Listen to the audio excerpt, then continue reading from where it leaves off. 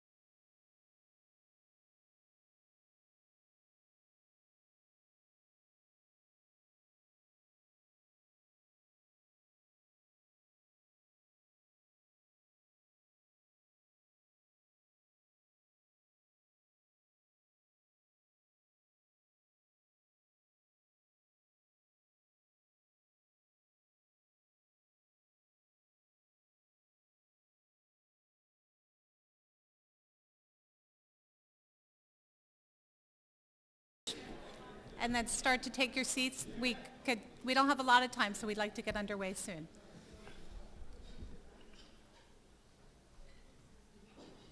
We'll wait for Craig. Yes. Yeah.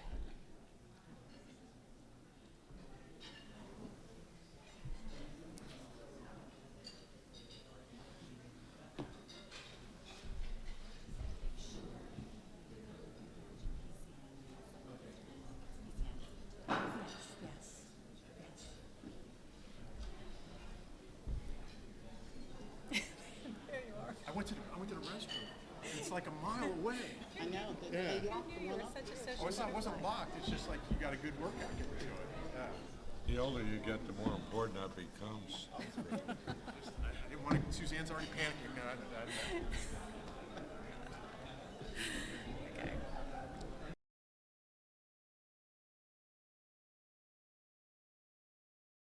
Is everybody ready?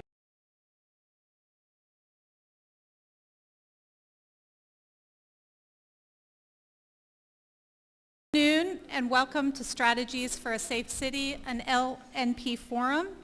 My name is Suzanne Cassidy. I'm the opinion editor for LNP. Thank you very much for coming, especially with the forecast.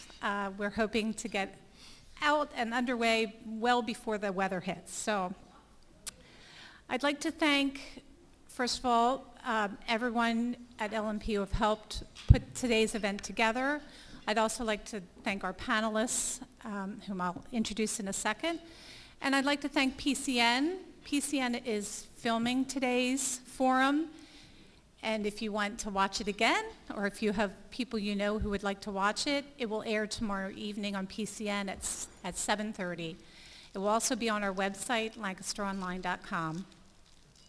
I'm joined today on the panel by Dr. Eileen Allen, who is Assistant Professor of Criminal Justice in the School of Public Affairs at Penn State Harrisburg, Lancaster City Police Chief Keith Sadler, Lancaster Mayor Rick Gray, Lancaster County District Attorney Craig Stedman, Lancaster City Council Vice President Louise Williams, and Dr. Jay Butterfield, Director of Secondary Education for the School District of Lancaster. Please thank them.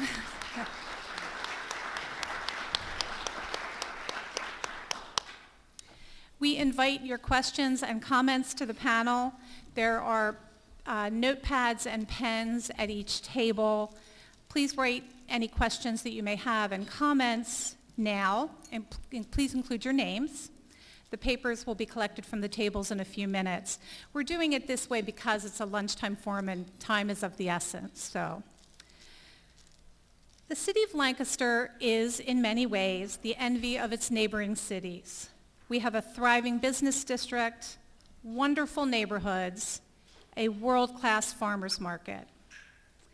The recent surge in violence, 10 shootings, several stabbings, and the horrific killing of schoolteacher Nicole Matheson in her home happened in a year in which the violent crime rate actually fell in Lancaster City. Still, the violence was jarring to both Lancastrians and countless county residents who regularly come into the city to shop, to eat, to conduct business, and to deal with county government.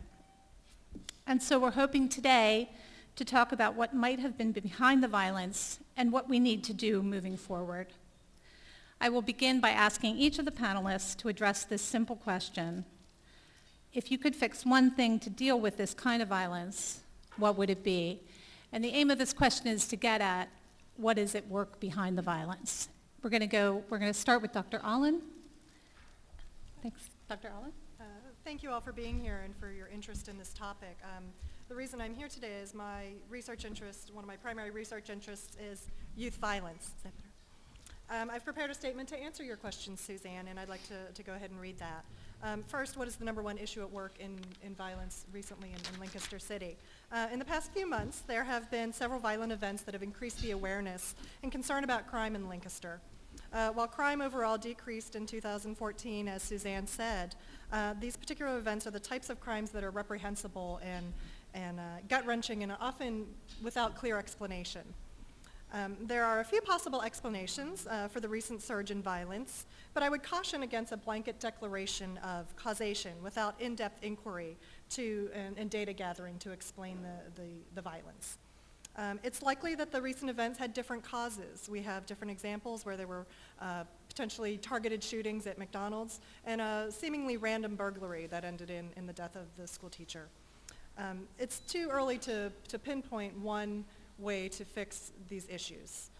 It will take commitment of resources, agencies, and members of the community to flesh out the particular needs and so that solid evidence-based practices or programs could be implemented.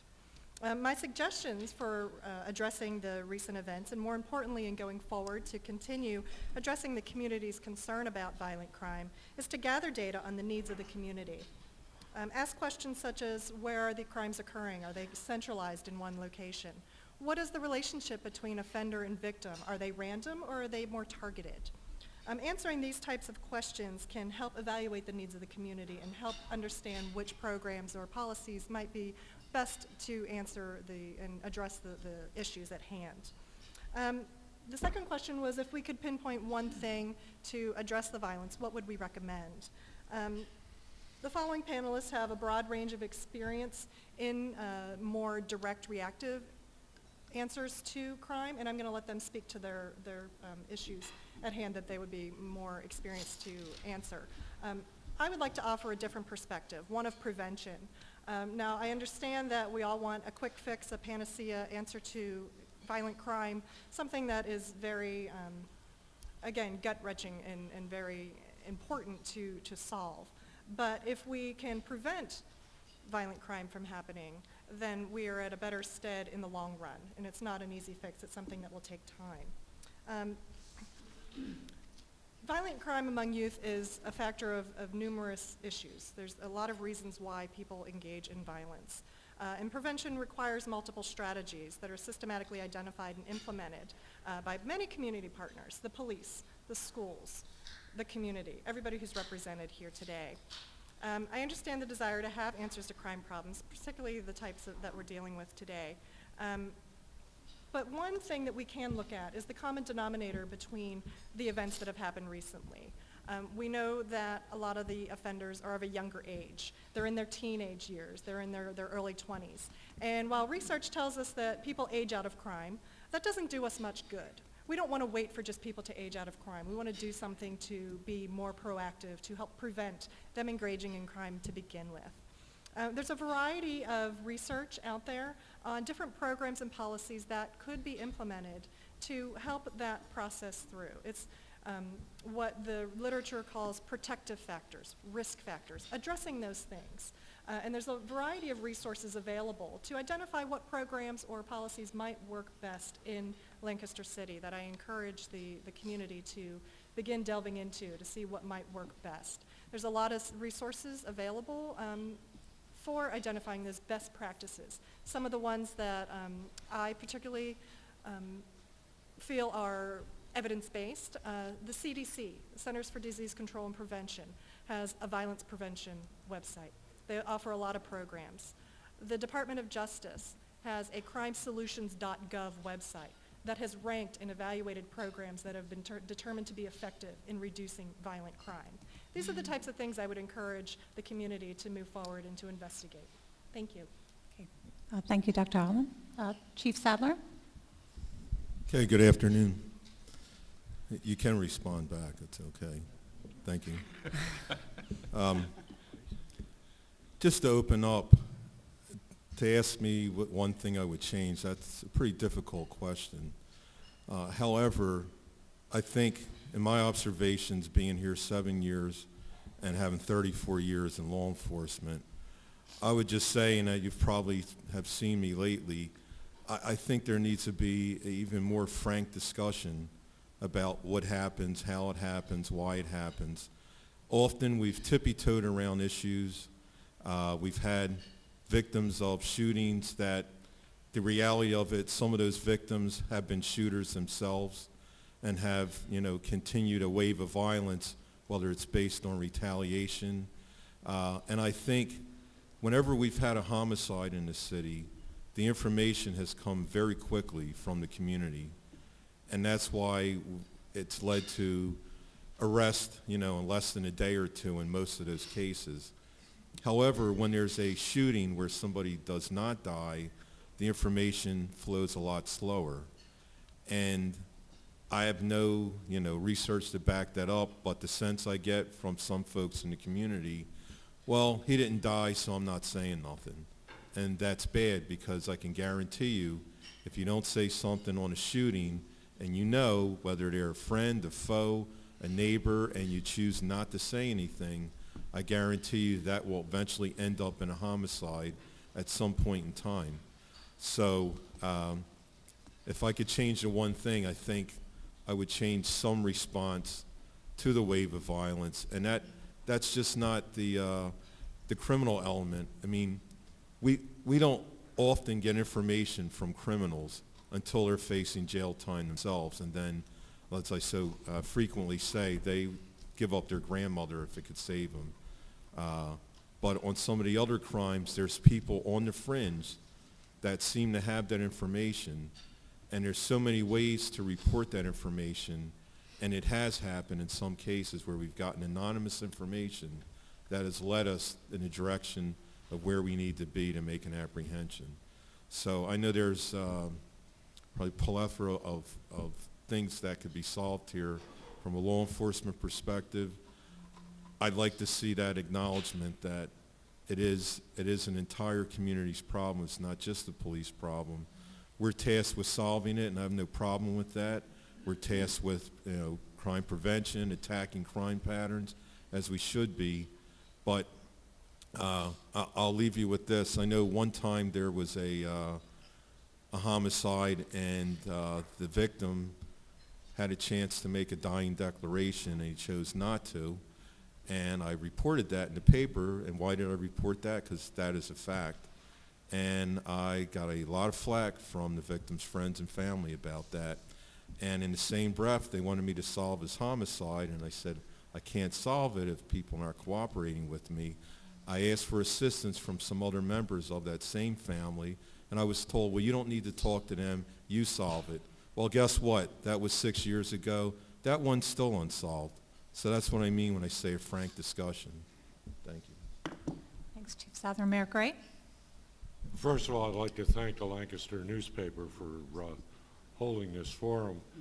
The fact that there's a free lunch, I hope, is not an indication that the price of papers is going to go up. In spite of the recent surge in gun violence in Lancaster in the last couple of months,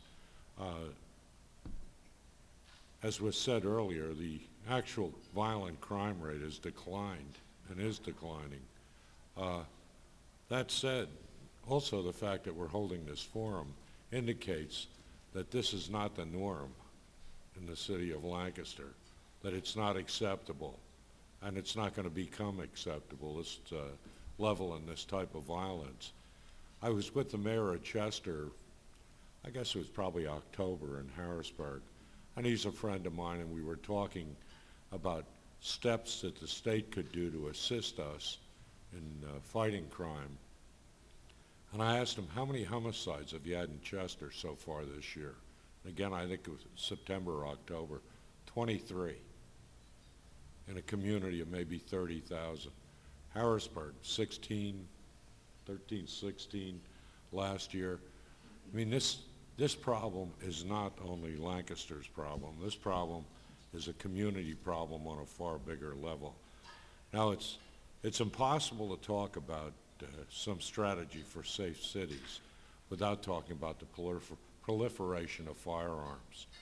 I was up at the inauguration yesterday, and there were people there with sidearms strapped to their leg at the inauguration of the governor. What kind of message does this send?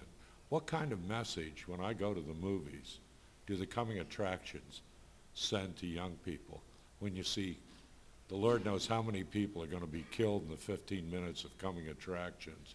No consequences, no mourning, no remorse, just move on. Similarly with games. These are societal problems that the city really, and the professor alluded to studies and whatnot. The city has a difficult time solving. But the specific thing that we could do, in my opinion, the number one issue is to begin to take reasonable steps to control the proliferation of firearms where they get into the hands of people who really could not legally possess them or have no real lawful purpose for them or lawful intent in the use of them. Think about the offenses we're talking about. Now, the teacher that was killed, that was an outlier. That is not really, that type of thing has happened all over the county. But think of the other incidences, and think how many involve the use of illegal guns. The McDonald's drive-by. Did you ever hear of a drive-by with knives? Really? And you have kids that are desensitized, or kids, somebody 25 is a kid to me, but you have younger people that are desensitized to homicide, really. You give them a gun, or they easily can get a gun, and go out and commit something that really most of the time, as the chief alluded to, they don't recognize the consequences of it at the time they're doing it. And then it comes home when they're caught. That when that jail door closes, it's the end. We have a culture that desensitizes people against violence and dehumanizes victims of violence. So one thing we could fix now and begin to fix it, and I'd challenge state and federal lawmakers who refuse to deal with the proliferation of guns. They have the luxury of not being here when those kind of policies that allow guns to proliferate so widely hit home. They don't go to the funerals. They don't get the phone calls from the chief at 12 o'clock at night. When I see he's calling me at that time at night, I just gird myself and get ready for the message. So that'd be the one thing I'd do. Start using some common sense, reasonable measures to control the proliferation of firearms. Thank you, Mayor Gray. District Attorney Stedman. Oh, thank you very much, and thank you for having this, this important discussion.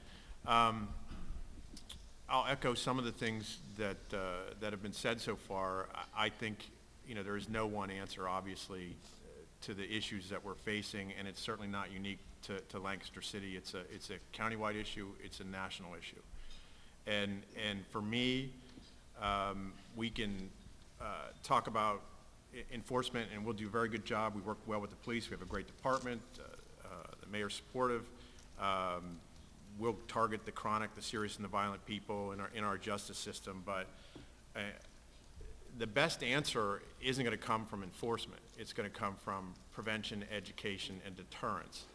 And we talk about, the doctor mentioned some statistics. I mean, my viewpoint is the best crime statistic that you're ever going to see is the one that doesn't occur because somebody got to that person before they committed the crime. And the challenge that we have today that I think is much more difficult than it was years ago since I've been in office is the decline in traditional American values overall.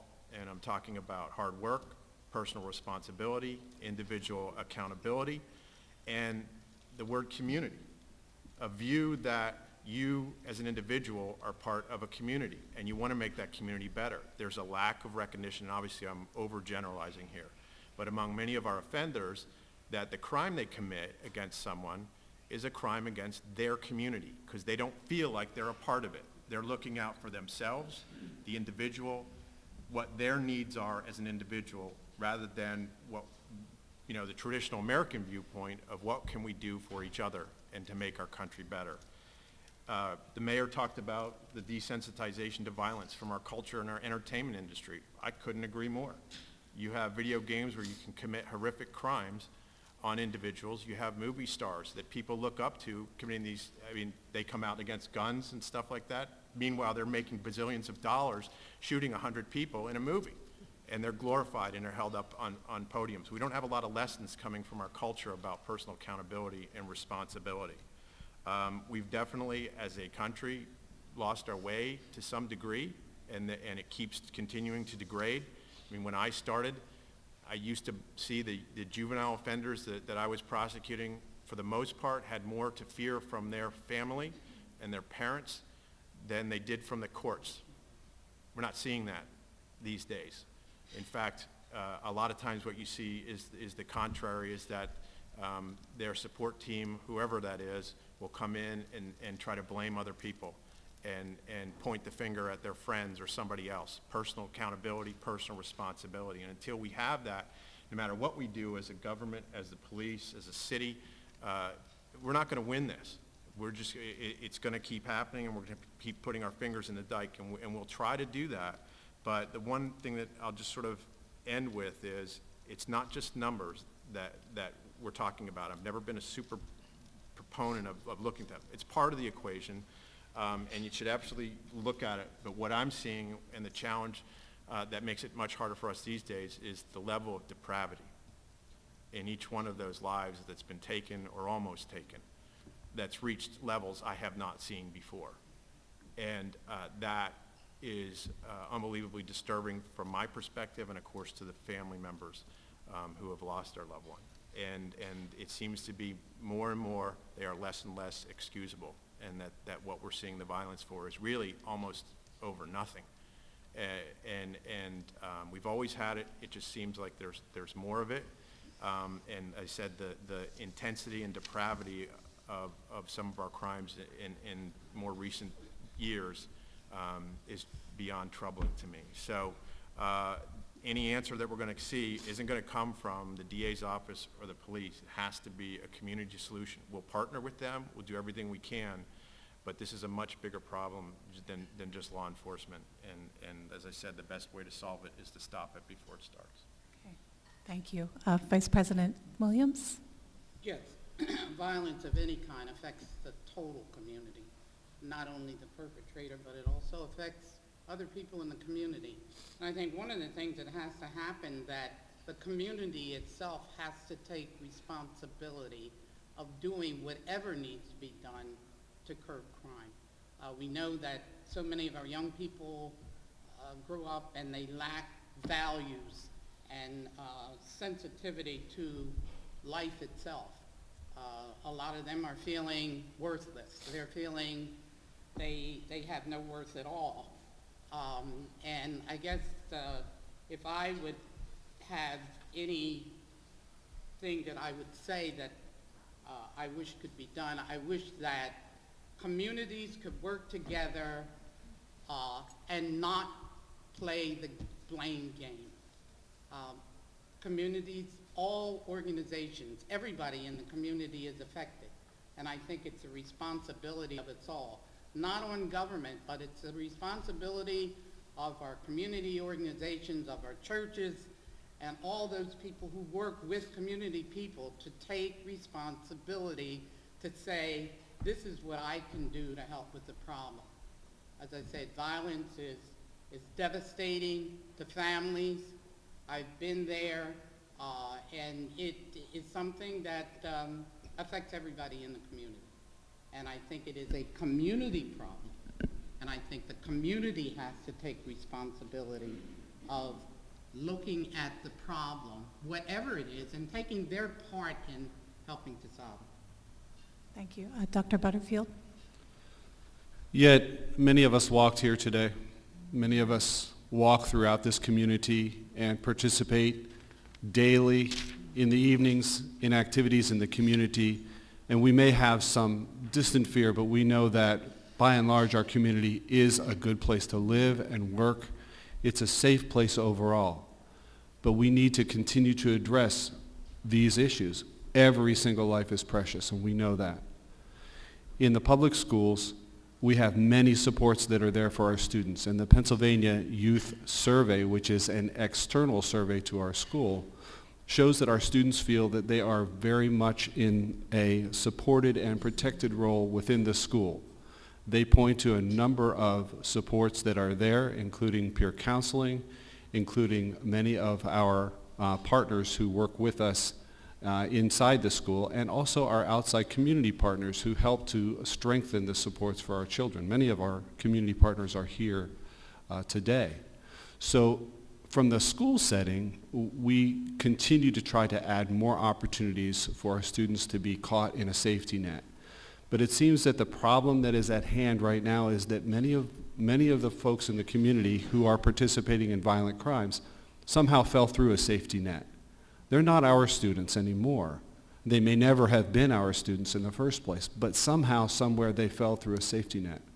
So when we talk about trying to create a solution, I agree that there is perhaps not a solution to be found today, but seeking a common denominator, or as President Obama said last night, we need to return to a sense of common purpose.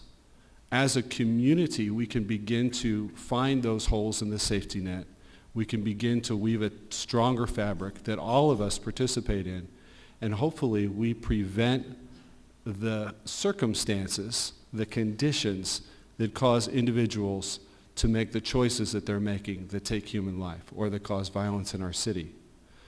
As a school district, we look to our community partners each and every day to help us provide supports for our children. But do we believe we've arrived? Of course not. So we continue, even as of yesterday, I participated in a meeting with Boys and Girls Club, with several other community partners, Millersville University, and others, to try to talk about mentoring programs. And we have extensive mentoring programs within the district.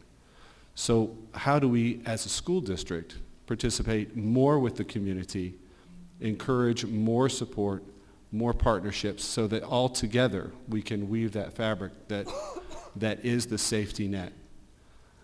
Last night, again, President Obama said something to the effect of, we cannot let our fears blind us to the opportunities that are before us.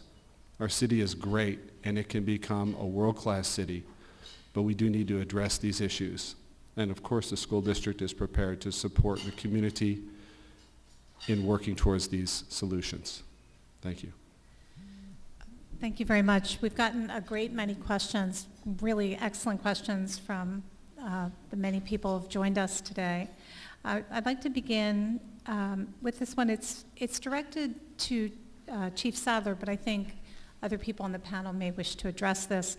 And I just ask that we keep our responses as succinct as possible so we can get to as many of these questions as possible.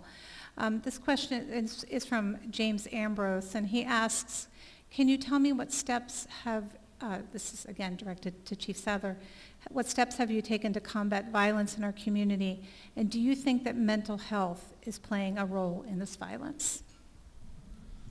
Well, again, I've been here 7 years, and we don't just take steps to deal with violence because there's been an uptick in violence. That is a everyday 24-hour commitment. And what is, to speak about mental health issues, in the cases that you've seen in the last couple of months, I don't believe any of those are related to mental health issues.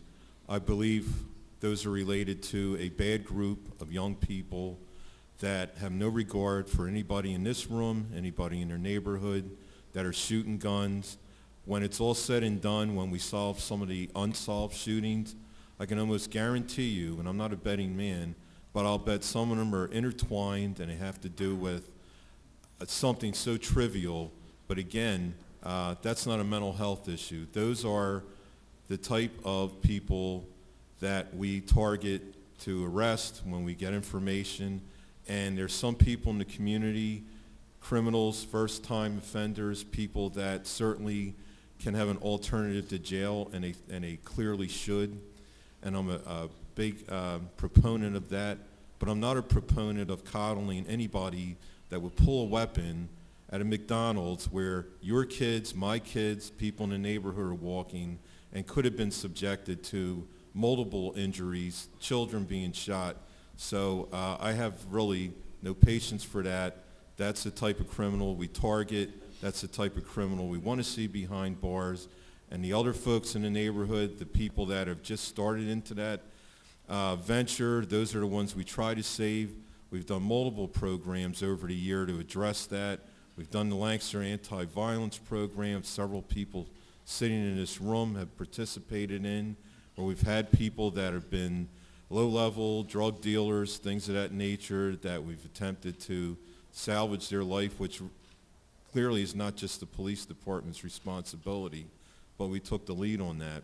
So that's just one of the many things for violence, but I want to be crystal nice and sparkly clear, and to the violence of the type of crimes you've seen in the last 2 months, I won't be satisfied, my department won't be satisfied till every single one of those individuals is behind bars and not a threat to this community any longer. Okay, thank you. Does anyone else want to weigh in on Yeah. that question? Mayor Gray? If I could, in my previous life, I worked for 7 years representing poor people in legal services, and I saw firsthand, both in Pittsburgh, in Lancaster, Reading, York, and Harrisburg, the effects of poverty on people. And it really, coming from my background, I thought I was very knowledgeable about the world. I knew nothing when I got out of law school. Additionally, then, I was a criminal defense attorney for about 30 years, and I saw people from the other side that the chief was arresting them, and I was seeing them after they were arrested. A lot of young people just don't fathom the consequences for themselves when they do things. They just don't, and I would say up to maybe 25, maybe the professor could tell us, but I think it's cognitive development, that they just don't see the ramifications of things when they do it. I'll say this, some of the people that were shot, and not to make them heroes or anything like that, but they weren't necessarily bad guys. I mean, 22 years old. There's a family there. There's people in mourning. What went wrong? Those are questions we have to ask ourselves. We have to be careful that we don't make everybody just a thug. On the other hand, if you act out with a gun, then I think at that point, you have to be made an example of. You have to. The district attorney and I have talked about higher bails for people who are found with firearms, who have felony records, higher bails for people who possess firearms illegally. Why should we wait until they shoot somebody to prosecute them and really to incarcerate them and give them an idea of what's ahead for them? Not throw away the key, but at minimum, let them know that if you illegally possess a firearm in the city, you're in trouble if you're caught with it. Currently, you can get probation for that. Frankly, I don't think that's enough. I don't think it's fair to the guy that's carrying the firearm, because he's obviously carrying it for some reason. And if you can almost walk through getting a license. The sheriff is here. It's easy to get a license to carry a concealed firearm. If you can't or won't do that, and you're found with a firearm, we should act to protect the community from you, and we should also put you on notice that there are darker days ahead for you if you continue this kind of behavior. Okay. Thank you. This question actually, I think, should be answered by Chief Sadler. It kind of refers to something you said earlier. Are you saying, are these events, the recent events that we've had since late October, are they linked in any level? Yeah, Are they, and I'm sorry, the second part of that, Oh, sorry. okay. Are some of them random? Like how do you? there's other people in the panel here. Okay, I know. Did The you want to second address part. that? I'm Oh, sorry. you said there was a second. No, are they random? I think the Oh, question is, are they yeah. linked or are they random? No, Actually, DA I'm sorry. Stedman could answer. No, actually, none I of, think. none of the shootings or homicides are random. They were targeted, and back to my original point, on all the homicides that occurred last year, we got information quickly, we made apprehensions very quickly. The shootings have been very slow coming, and it only tells me, and common sense would tell you, you don't need to be a crime expert to figure that out. A city geographically as small as this is, 4.5 miles, certain mental shootings, and I'm sure when we finally get the information or the puzzle pieces we need to resolve some of them, there's going to be a tie-in. I can guarantee you that some of the victims of the shootings are going to end up getting charged with shooting somebody perhaps a month or two earlier, or vice versa. I can almost guarantee you that's going to happen because some of the same names pop up in the same crimes time and time again, but as the district attorney will tell you, we cannot take a case into court based on hearsay or what we think might have happened. We need solid information on that. And in crimes like a drive-by shooting, there isn't a whole lot of evidence to be collected at a scene. There might be spent casings, and again, not everybody uses a weapon that uses semi-automatic ammunition. If you use a revolver in a crime, we're not going to find any spent casings at the scene. So, I mean, besides the scientific way we collect evidence, we also need to tie in individuals. So I can almost guarantee you that if we resolve every single one of the shootings from last year, I would not be shocked if half of them were related to each other. Chief, if I could, Christy Mathewson, as far as we know, that was random. Yeah. Or Nicole. Nicole sorry, Matheson. Nicole. Right. Well, I was speaking specifically on shootings, but homicides as well. Yes, the crime of the teacher, that was random, but at the same time, again, back to somebody, and the district attorney speak more on that with burglaries. People take that crime lightly sometimes and think, well, hey, you know, he just climbed in a window and stole an old radio. Well, guess what? In that case, that woman woke up and was tortured, raped, and murdered, and that might have been a random crime, but that certainly didn't make anybody in that neighborhood or in the city feel any better about it. And that was one of the most horrific crimes I ever had to look at. And again, those two individuals that we arrested, and they obviously haven't been prosecuted yet, but that's the type of individual that does not need to be on the street. That may have started out as a burglary, but that ended up in a horrific murder.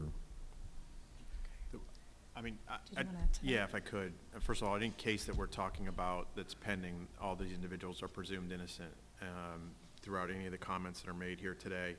The chief talked about burglary and gave one of the worst examples. I do think that's a gap that we need to change in the justice system, in particular house burglaries. And there's always a traditional American recognition that your home is your castle, no matter how big or how small.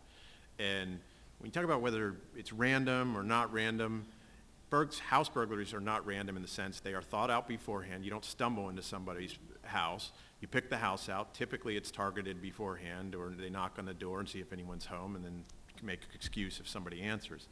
But especially at 2 or 3 in the morning, you're going to pretty much know that somebody's home. And we're seeing more and more of that. And our system, the way our guidelines deal with that, are extremely lenient. You're talking about a few months in jail if you get caught. Whereas if you get caught by a homeowner who happens to have a legally possessed firearm and is defending their family or themselves, you know, as long as it's justified, you can essentially take that person's life. So you can execute them, give them the death penalty if they break into your home in many of those cases.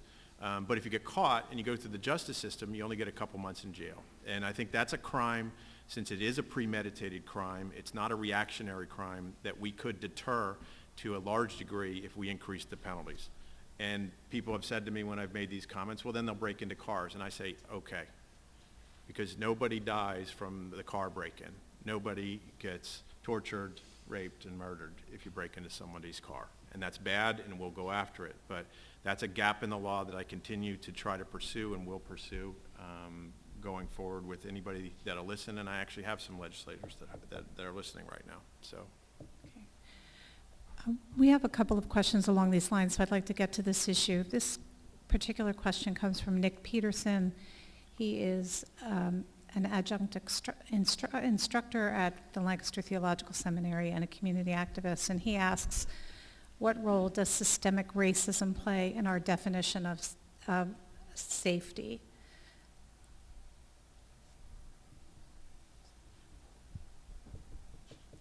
Who would like to take that question? I'll take a Okay. Go ahead, I'll take a Chief. crack at that. I'm not sure if that's the right question for this forum, because what I was previously asked about were shootings and murders and things like that, and I'm not sure if the question's trying to tie in the prosecution of this or the apprehension, but the crimes that I spoke about. I can guarantee you that none of my officers investigating any of the crimes I just previously mentioned have even given a consideration to the race of the victims, the doers, or what have you. The idea is somebody's murdered, we investigate it, we make an apprehension, we send it to the district attorney. To ask me if systematic racism plays into certain crimes, probably yes, absolutely. I mean, I could go into, the professor would probably back me up. We could sit here and have an entire lecture on the way that drugs proliferated urban environments for the last 100 years, the legislation that criminalized it. We could go on. And certain areas in our country, those crimes were pushed into those areas. So yeah, if you want to ask me about drug dealing, drug problem, the apprehension of drug dealers, the suppression of drug crimes, it probably is related to that, because those things popped up in cities because they were pushed into the cities.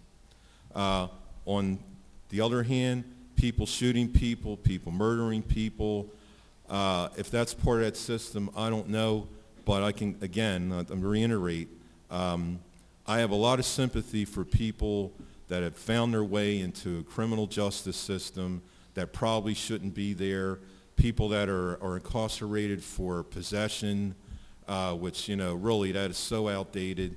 At the same time, I don't have sympathy for the people, again, that would shoot up a town, that would murder somebody. So that's a very complicated question, and it would probably take, I've written papers on that to answer part of that question if you want to know about. And I'd be glad to discuss it after this meeting. When I speak to groups outside the city, occasionally I'm asked questions that have so many assumptions in them about the people that live in our community, in a racist sense and an ethnic sense, that I'll say to the person that asked me the question, listen to what you just asked and listen to the assumptions that are contained in that question, and tell me where you're coming from, basically. There is right now among segments in our society fears of young Latinos and young African Americans. That exists. My wife, in a discussion one time with a couple from outside the city, and I sort of got in that vein, and my wife said, if you see 4 young African American men walking down the street at night towards you, how do you feel? What do you know about them? Where are they coming from? And the person, said they'd feel uncomfortable. Well, how do you know they're not coming from a Bible study class? You know nothing. But there's an awful lot of stereotypes that go on in this country about, again, Latin American and African American youth, but not only them. If a white guy dresses the role, I've found that if you say hello to people, you get a response that might surprise you. That the guy that looks tough, it's just you say hello and smile and he goes, hey, how you doing? People are people, but there is that element that was contained in that question that exists in the country today. It does exist. I had a president judge one time tell me that we did a study, and this was 10 years ago, man. It was longer than that. It was before I was mayor. We did a study on sentencing African Americans, white and Latin Americans. The sentences are pretty much the same overall. He said, so you can't say there's any racism in our system. And I said, who gets arrested? That's the question, not what the sentence is, but the fact that my kid or your kid would not get arrested, where an African American kid did the same thing. There's a good chance they're going to end up in the criminal justice system or in the juvenile system. We got to begin to address that, what's going on that level too. So it's a factor. You can't deny it, because if you deny it, you're denying reality. However, one thing to add to that, we're aware of disproportionate minority contact with law enforcement. And The schools and law enforcement in Lancaster have had a coalition for a number of years where we bring in students at the middle school level to talk about police contact, to talk about doing the right thing, making the right choices in the city so that we can begin to address that at a younger age because that contact is so high for minorities compared to the majority population overall. So we're trying to find ways as a city and as a school district to work for our children and to begin to turn that tide. This,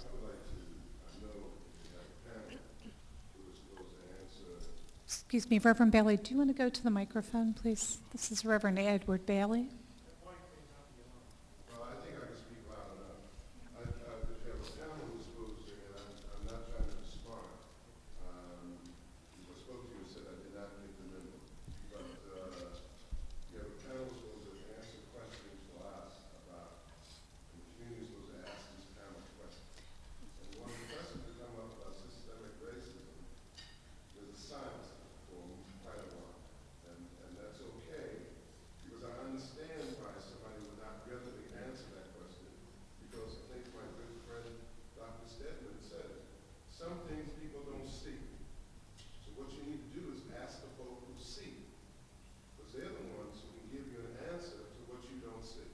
For example, I have former gangbangers in my church who are now pastoring, who are doing other things. People don't ask them to participate in anything like this. Let's talk to some of the young people who we're talking about and find out where they are instead of acting like they're not here, they don't live in this community, and that they're silent.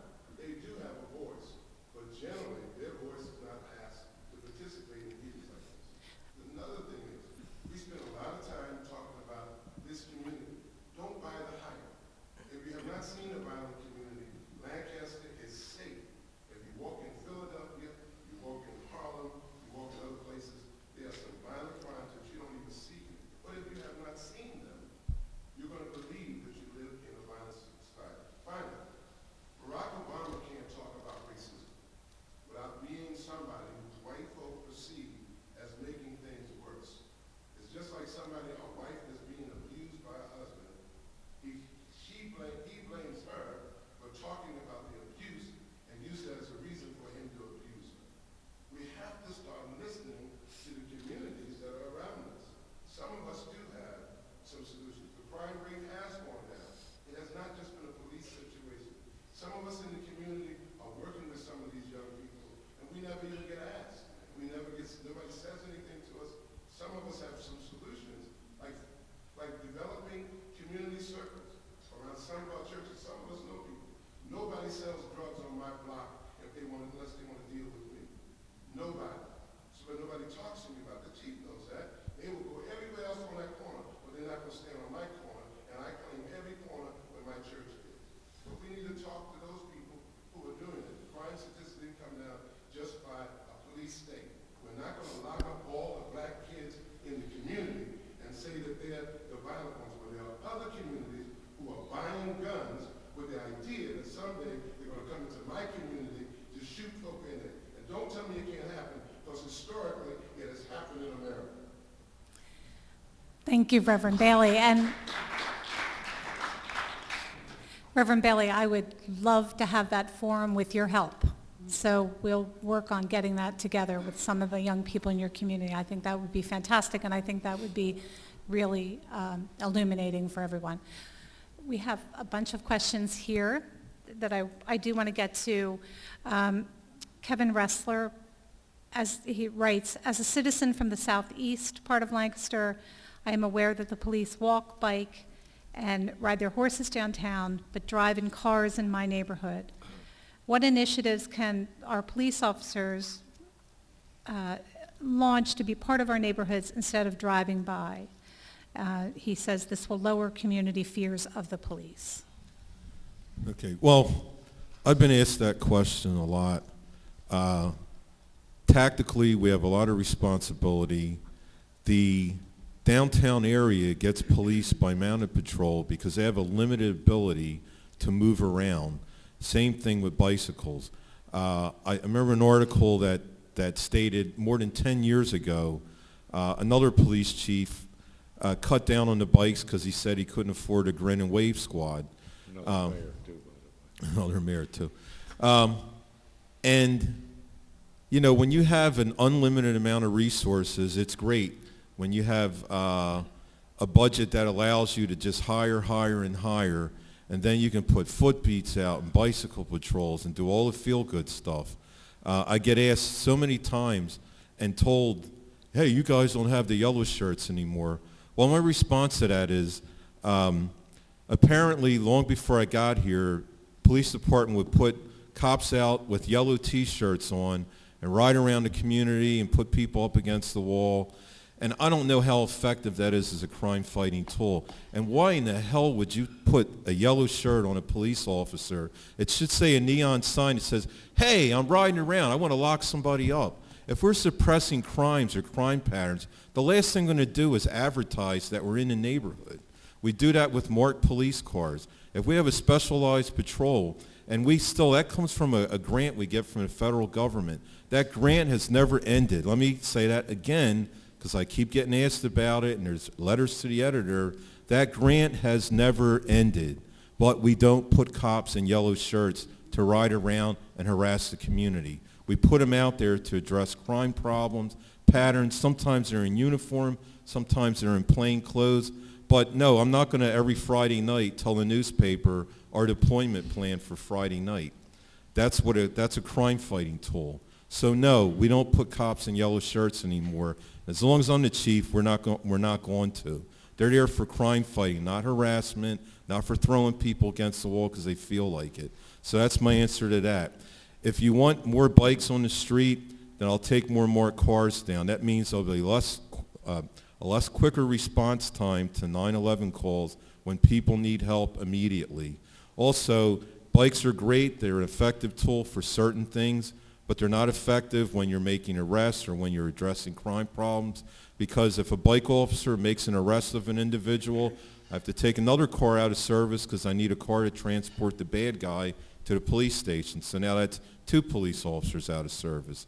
So no, I know those are, and I'm sorry if I offend anybody, but a lot of those measures were feel-good measures from the 80s and 90s. They were ineffective. If you notice, the crime rate soared in the 80s and the early 90s. So while I was in policing then, while we were riding around advising people where to get their plumbing fixed and having mini stations and substations, the crime rate was off the chart.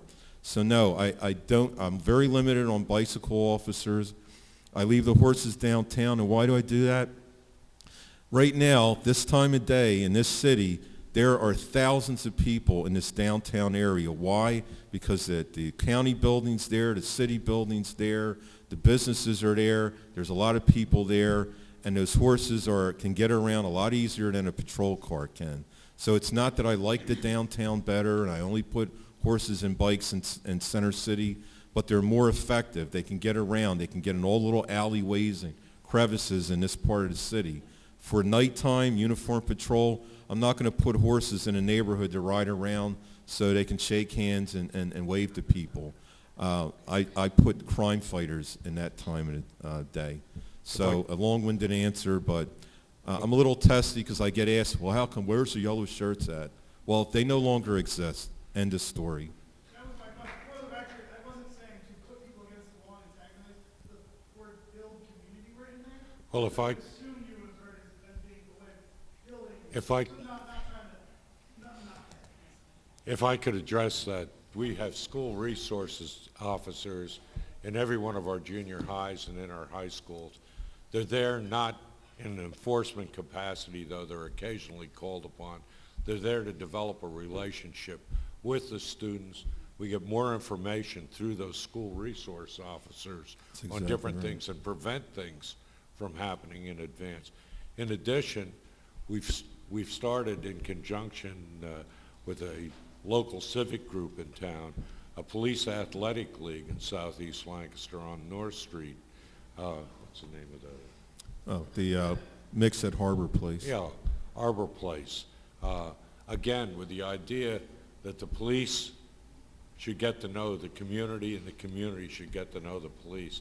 The third and final thing, We have tried to recruit from city residents to be police officers. We are very limited in what we can do under civil service regulations.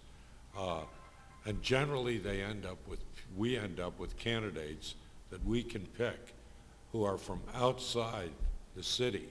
I'd like city residents from the perspective, one, they know our culture, they know around, they know what the neighborhoods are like, they know the people. Two, I'd like the police department to be more representative ethnically and racially as of the community as a whole. That is an uphill climb. We try, we're still trying. We ask people like Reverend Bailey and other ministers to identify candidates to us, identify people who would be good candidates that we can work with.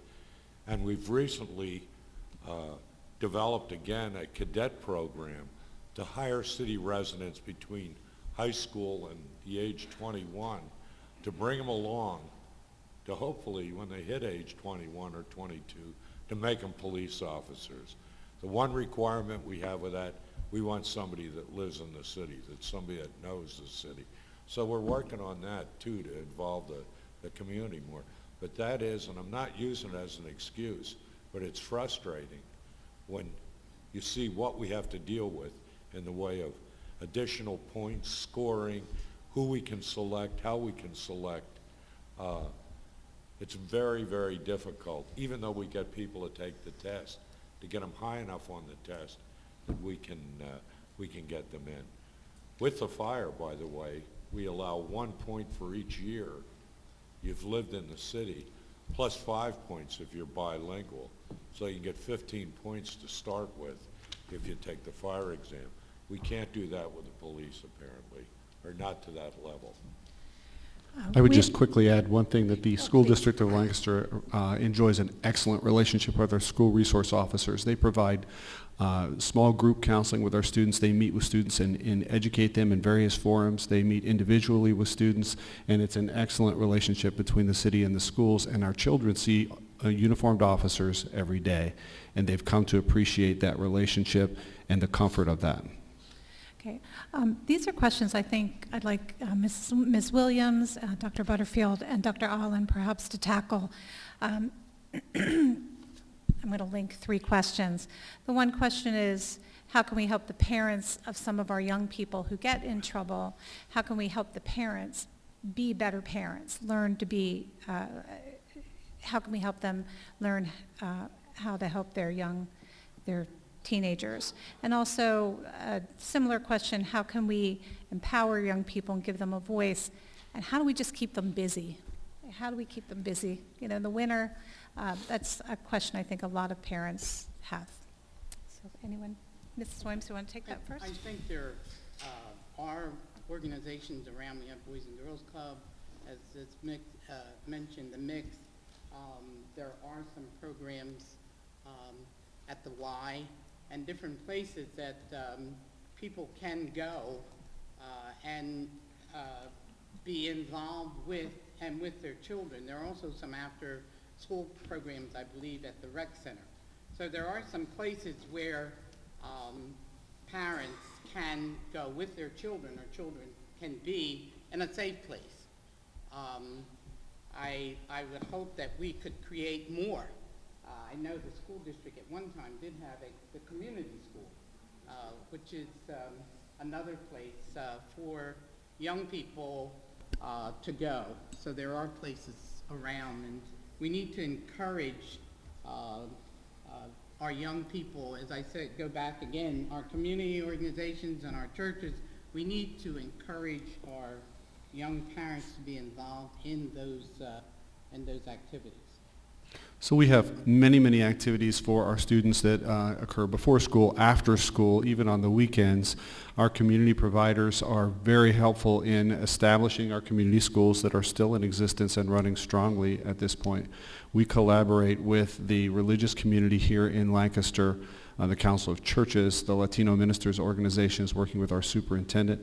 We have programs from the Franklin and Marshall, the Ware Institute, that are mentoring programs I mentioned before. All of these things help to provide opportunities for our students. For our parents, we have a parent academy that operates throughout the school year. All of our parents in the school district are invited to come, and there are a variety of presentations there for parenting and for helping parents to make the right choices and find the right resources. In addition to these, we also have at individual school levels things like parent literacy night and understanding cyberbullying nights and so forth. So we're trying to give parents a lot of choices and opportunities and also help them with the awareness of what services are out there from our community and our communities that care and other organizations like that that support us. I'd like to also say that, and I think I mentioned before about collaboration in organizations, because a lot of them we're mentioning, I'm sure many people are not aware of. So it would be good somehow to bring together all of these organizations in order to look at those things that are affecting our young people and their parents. Okay. Dr. Allen, do you have anything to add? I do, and thank you. The programs that seem to be available through the schools would be very beneficial, and the types of things I can anticipate that they would teach parents is both a variety of within the home strategies and outside of the home strategies to manage their child's time. Within the home strategies that are demonstrated to be effective to reduce violence, involvement in violence, and exposure to violence in the community are pro-social discipline, not harsh discipline, but the meaning of discipline is to train, to teach your child how to behave and expectations instead of harsh discipline. Another thing is supervision within the home. I'm a working parent myself, but ensuring that somebody is there to meet them after school, having set schedules, having someone help them with their homework, supervision. But also outside of the home, particularly as youth begin to age, they are involved in the community at a much higher level. So knowing who your child's peers are, knowing them by sight and by name, restricting their access to the community so they're not in the community unsupervised, so that they can learn to determine which areas are safe and which are unsafe. So I anticipate that those programs would help parents to make better decisions about how to supervise their child's time. Could I make Sure. just one real quick response? When anything happens, very often people will say, oh yeah, it all starts with the parents. Believe me, I know from experience. Sometimes it does. A lot of times it doesn't. A lot of times some of the nicest people in the world will come in who did everything they could for their kid, and the kid got in trouble, whatever it be. Maybe serious, maybe not serious. But I've seen the other side of that, and I've seen them when they're vulnerable. And really, just don't paint with too broad a brush on this one, because a lot of people, very decent, caring, loving parents, end up with a kid in serious trouble. And not necessarily their fault. Maybe if they followed what the doctor said, there'd be less of it. Sometimes maybe they love the kid too much and let the kid get away with things.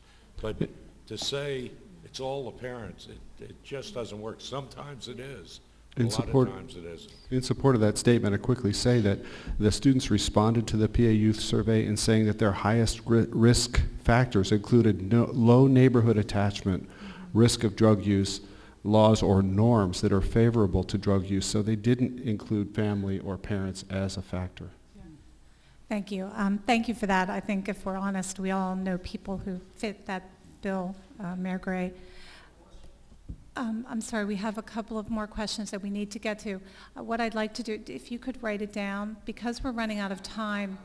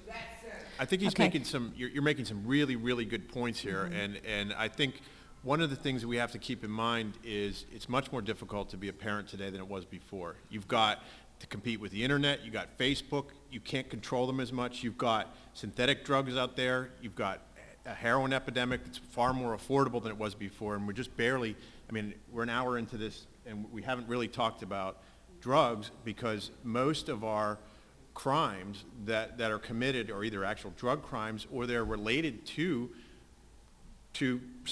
supporting the habit and stealing from people to support the drug crime. And that's, I think, you know, a couple people have talked about the issue, and I want to commend Reverend Bailey for what he's doing. That's what I'm talking about when I open comments, is the community taking ownership and leadership. There's no doubt in my mind that you have probably saved one or more lives because you've gotten those people back in, you've shepherded them away from things, and you deserve all the credit in the world for that. You've taken community ownership, and that's what's going to solve things, is those type of things, rather than just government coming down after the fact and reacting and saying we got a club here or come to this center. We're not, whatever school programs you have, they have to be going to school to take advantage of the school programs, and we have a lot of people who aren't. What they're doing instead is selling drugs. They're making thousands of dollars a week out there so they can afford the firearms that they put on with their pants in the morning, and that's what I'm talking about with the culture and the values. And the only way you're going to get that is from the bottom up and from the community. It's not going to come down from above. We can help, but it's going to be the leaders like Reverend Bailey that are going to turn the tide here, and from the ground up, from the boots on the ground on that block at a time. And that's what, you know, really is the fundamental change. And Okay. We also need your help. oh, absolutely. There's a part of it. Folk who are selling guns to our kids and not going to jail. Oh, there's no doubt about it. And There's not been one person their guns have been found in a crime who have been convicted for selling guns to the kids in our community. Our kids can't go to the gun show and get the guns. Somebody bring them down this neighborhood. If we get those folks, we can stop some of the murders in our city. The other thing is, if we decriminalize the drugs, nobody's out here on the street corners selling beer. Nobody on the street corner selling marijuana. You know why? Because they're not legalizing it because it's not a drug that's supporting our community. Legalize it. And I guarantee you, just as Italian boys stop killing Italian boys, the black guys will stop killing the black guys when you take the money out of the drugs. Thank you. Going over to the- Okay, well, thank you very much for that. Kind of related to that, and I know District Attorney Stedman, you don't want to talk about specific cases, but I think this concern has been raised in a couple of questions about people who were caught with illegal guns in their possession, but then released only to commit horrific crimes later. Do you share the concern about these people getting back onto the streets where they are then killing people? do I share the concern Well, about of course, I know you about share gun that violence? concern, I but mean, about the absolutely. sentencing, I about mean, the process by which people are not remaining well, in custody when they're incarcerated on those serious gun. and that's one of the things that the mayor and I have met with recently about, is that and I've felt for a long time that the bar on bail for illegal firearm crimes has been really low. I mean, you've got guys, felons in possession, that means they're convicted felons who are carrying firearms, which you cannot do, out on $10,000, $15,000 bail, 10%, which means they have to put up very little money, and they go out to do that. I think that needs to change. You're going to hear from the mayor and I very, very shortly on that, but in all honesty, we can only ask for, the police and the DA can only ask for certain bail. It's up to the individual magistrate and judges as to what they're going to set it at. But that's part of a multi-pronged approach that we're going to do, but there's other players involved. So you have the sentencing guidelines, you have the judiciary, and we're going to try to do what we can in our part for this. There's no question it's a serious issue, but I don't want to just focus on guns, because some of the most depraved crimes that I've ever prosecuted, there were no guns involved whatsoever. And I don't want to just say that that's it. And you know, the torture cases that I've had, there were no firearms. Many of the multiple killing homicides that I've had, there were no firearms whatsoever. So it's not that simple. And in fact, some of them had the victim had a gun, maybe it would have been a different outcome. So that's an oversimplification to do that. Having said that, felons in possession, I've for years advocated that the penalties are too light in our state law. I think they should be much more serious. I mean, the best thing that's going to happen from a felon possessing a gun walking down the street is nothing. That's the only good outcome that can happen is nothing. So otherwise, somebody's going to get killed, multiple people are going to get killed, or that person's going to get killed. They're not carrying it down there because it's hunting season in the middle of Lancaster City with their 9mm handgun that they are possessing illegally or they're a convicted felon from. We've got to do what we can do to stop that, and I couldn't agree with you more. Mayor Gray. Well, to follow up on what both the district attorney and Reverend Bailey said, what poses the biggest threat to our community at large? You get caught with a relatively small amount of drugs in a school zone, it's 2 to 4 years if the intent to deliver can be shown. Bail very often is very high on drug offenses. Has anyone shot through a window with a syringe? Really, who poses the biggest threat to our community? The person with the drugs or the person with the gun? Who poses the threat? And really, we've got to start looking at how we use the resources of the criminal justice system to punish the real threats to our community and the real wrongdoers, and focus in on that. And that's what myself and District Attorney Stedman have been talking about, how we can get the courts to recognize the fact that we view these people who have guns illegally, not legally. If you have them legally, you have a right, you have them in your home, your business, whatever, you like to hunt. We're not interested in those people. We're interested in the people that possess them illegally or possess illegal firearms that have been altered. Last year, the police in the city of Lancaster seized about 2 firearms a week. Over 100 firearms were seized last year. A fairly high percentage, at least a quarter of them were stolen. And probably about the same number, if I'm not mistaken from looking, about the same number had the serial numbers obliterated, or you couldn't trace them back. You couldn't find out where they initially came from. They're out there, and we have to focus on that, really. That's the danger to us. Okay, I am aware that we're running out of time and the snow is starting to fall. Cheryl Holland-Jones would like, of the Crispus Attucks Community Center. Cheryl, would you mind coming up here so that people can hear you, please? As I said, I'm getting worried about all of your travel to your next destination, and we're running over time. This is a very complicated issue, clearly, and I think on behalf of LNP, I just wanted to say that for us, this